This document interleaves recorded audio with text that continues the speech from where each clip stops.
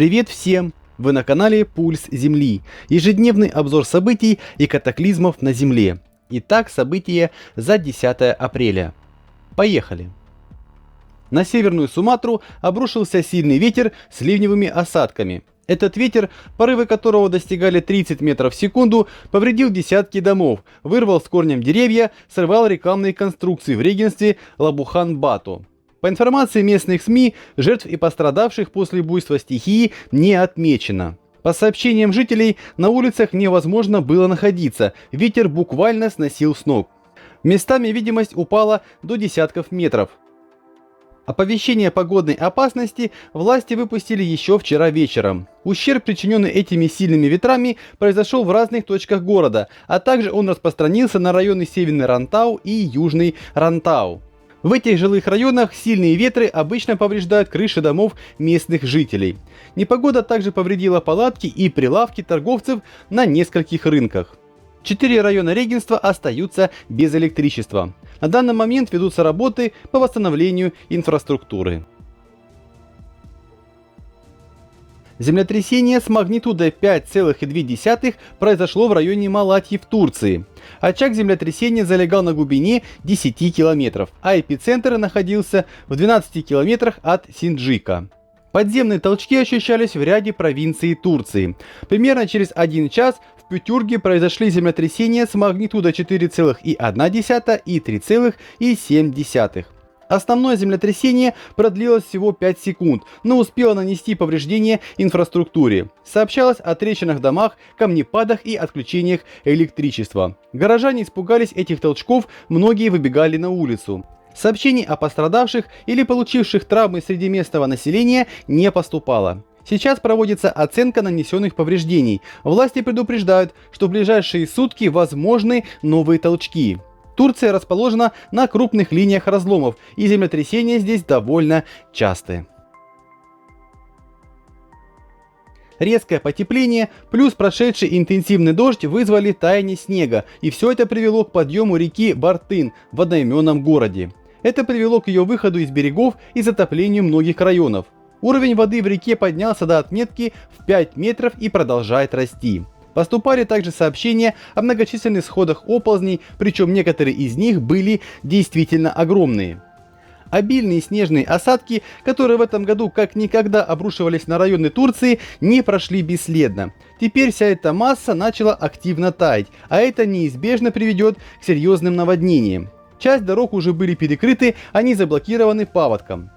Местные власти рекомендуют не передвигаться на личном автотранспорте жителям района Чаглаян. Там происходит обильный прирост воды. В местах, которые еще утром были без воды, уже к обеду оказались затоплены.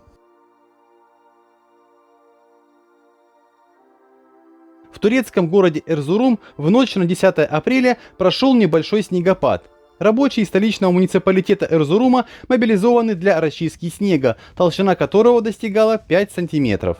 Многие горожане поделились фото и видео этих апрельских снежных осадков. Удивительная смена погоды привела к резкому снижению температуры и выпадению снега. Стоит отметить, что не во всех районах города был отмечен снег, где-то он был с дождем и уже утром его практически не было видно. Это не первое такое событие в Эрзуруме, когда падает снег в апреле. Похожее явление наблюдалось и в 2017 году, и снег тоже пролежал там совсем недолго.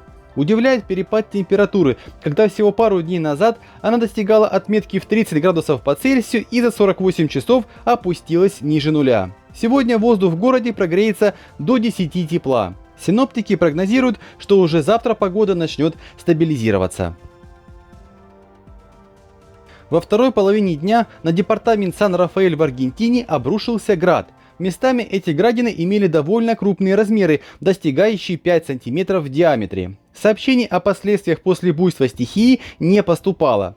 Однако, глядя на эти выпавшие экземпляры, складывается мнение, что они обязательно должны быть.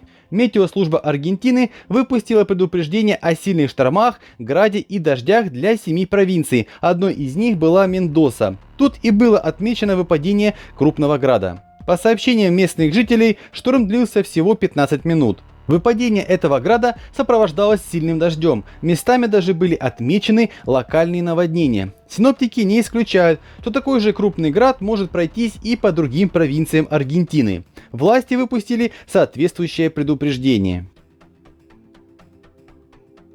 Саудовскую Аравию накрыла мощная песчаная буря, при этом поглотив город Хафар-эль-Батин, который находится на крайнем севере округа Эш-Шакрия.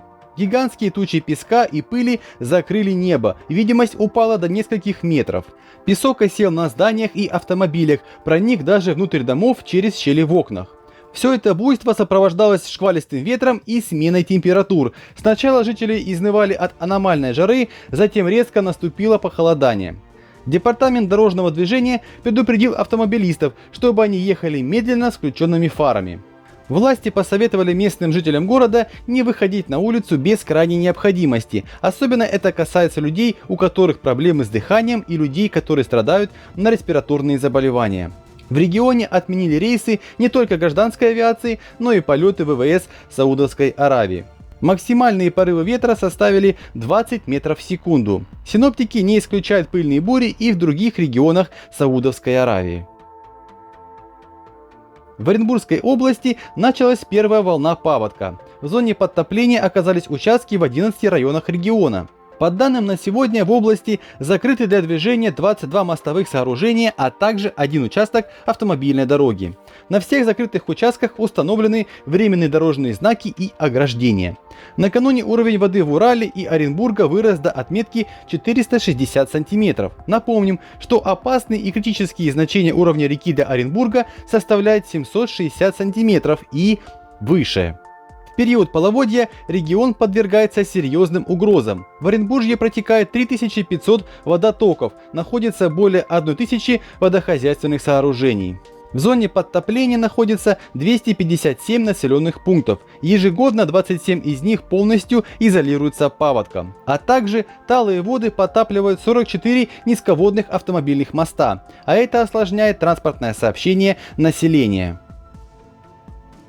Вулкан Эбека на Курилах снова активизировался и выбросил пепел на высоту 2500 метров. Шлейф распространился в северном направлении. В городе Северо-Курильске пеплопад не наблюдался, запах сероводорода не ощущался. Специалисты ранее предупреждали об опасности полетов вблизи Эбека. Вулкан расположен в 7 километрах северо-западнее города Северо-Курильска. Он представляет собой сложный стратовулкан с несколькими вершинными кратерами. Эбека – это один из самых активных вулканов Курильских островов. Всего их на островах насчитывается 68, а активных 37. Последний раз он извергался в феврале месяце прошлого года, а затем наступил период затишья. Центральный метеодепартамент Индии предупредил о сильных дождях на ближайшие дни в штате Керала. Со вчерашнего вечера в этом штате идут сильные дожди, которые привели к локальным наводнениям. Желтый уровень погодной опасности был объявлен сегодня в 7 районах штата. 2 человека погибли и не менее 15 получили ранения в результате удара молнии. Циклон, который расположен над Андаманским морем и Шри-Ланкой, в настоящее время вызывает сильные дожди в штате Керала. В районах с желтым уровнем опасности сегодня ожидается выпадение до 200 мм осадков. Вместе с дождем возможны и сильные грозы. В районах, наиболее пострадавших от дождей, проводится эвакуация населения. Уровень паводка колеблется от 30 см до 1 метра. Такие муссонные дожди в Индии могут идти неделями, что могут привести к масштабным наводнениям и гибели людей. За последние сутки на Земле произошло 141 землетрясение с магнитудой от 2,0 до 5,7. Землетрясения с магнитудой равной 5 или более произошли в 12 странах. В каких именно, вы можете увидеть на своих экранах. Ну и по традиции минутка позитива на канале. Многоуровневый водопад Тампук-Севу расположен в восточной части Явы, Индонезия. Его источником является скапливающаяся на горе талая вода. Эта же вода также питает реку Глидик, и вместе они создают силуэт магического дерева жизни. Тумпак-Севу так и переводится «1000 водопадов». Их высота составляет 120 метров. И хотя это далеко не рекорд даже для Явы, но по красоте конкурентов у него явно нет. На площади в 4 гектара расположен не просто водопад, а десятки водопадов, образующих тысячи тонн воды. Чтобы понять и ощутить всю силу и величие этого природного комплекса, необходимо опуститься к его подножью, а для того, чтобы насладиться его красотой, необходимо взлететь. Спасибо вам за просмотр выпуска, спасибо за внимание и до завтра.